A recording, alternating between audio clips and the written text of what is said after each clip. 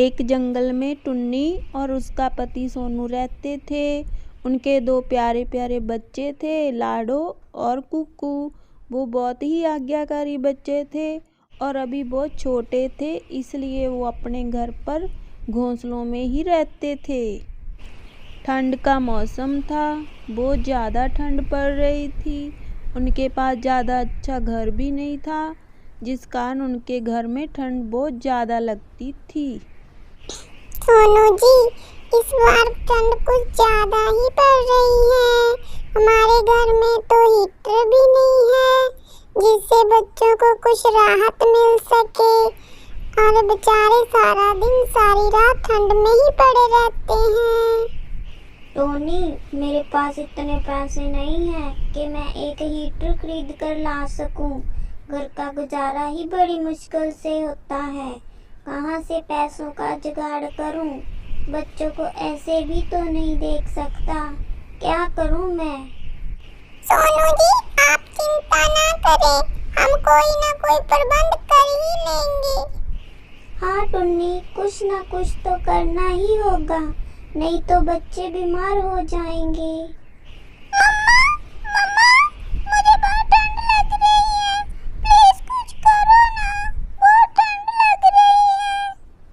मम्मा, सच में बहुत ठंड लग रही है, ठंड के मारे मेरे तो पंख भी कांप रहे हैं। सोनू जी, अगर आप कहें तो मैं कालू और गोरी के घर से हीटर मांग कर ले आऊं, ताकि थोड़ी देर बच्चों की ठंड कम हो सके। ठीक है टुन्नी, तुम जाकर पूछ आओ, अगर वो लोग थोड़ी देर अपना हीटर हमें दे दें तो। ठीक है, मैं अभी जाके आती हूँ।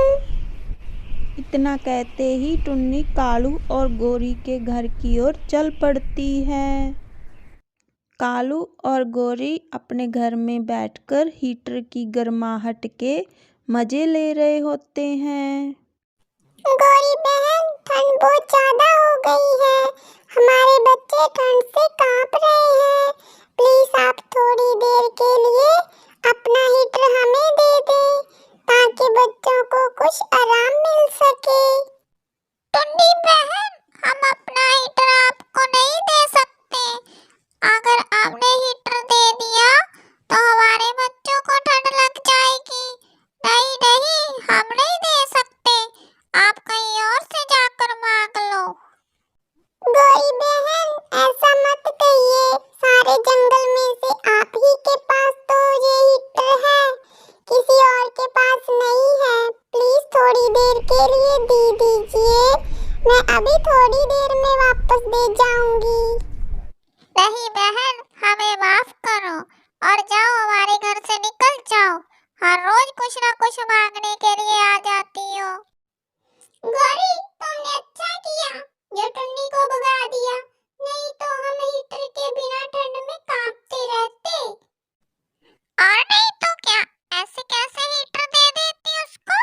हमें नहीं ठंड लगती क्या? वो तो रोज कुछ ना कुछ मांगने आ जाती है।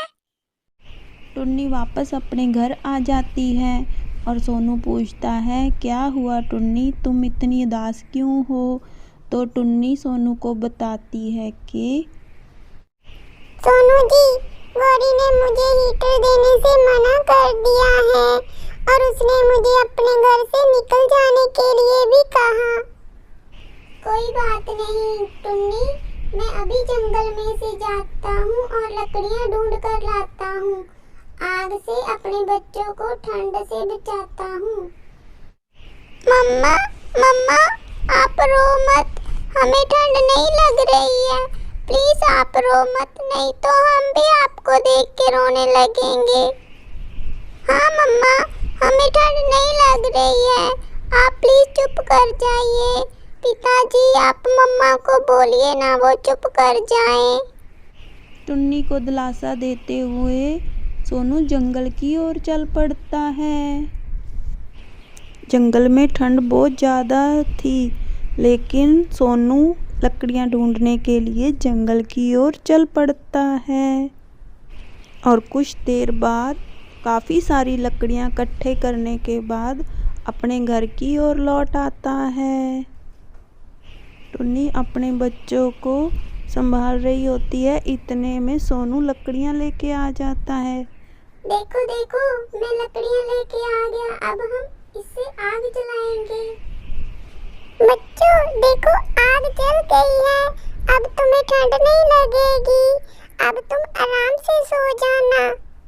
इतनी देर में जंगल में बिजली चली जाती है।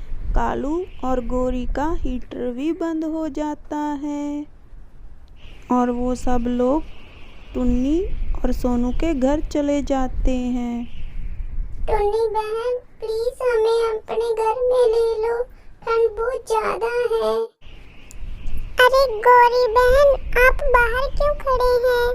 ठंड बहुत ज्यादा है, आप अंदर आ जाएं। हमने आग जला रखी है, आप अंदर आकर आग सेक लें। टुन्नी बहन, हमें माफ कर दो, हमने आपकी मदद नहीं की, पर आपने फिर भी हमारी मदद की।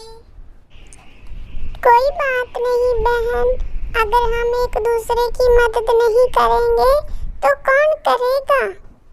इसके बाद सब मिलकर आग सेकने लगते हैं। तो हमें इस कहानी से ये शिक्षा मिलती है कि हमें अपनी चीज़ का कभी घमंड नहीं करना चाहिए और दूसरों की हमेशा मदद करनी चाहिए और आपस में मिलजुल कर रहना चाहिए। धन्यवाद।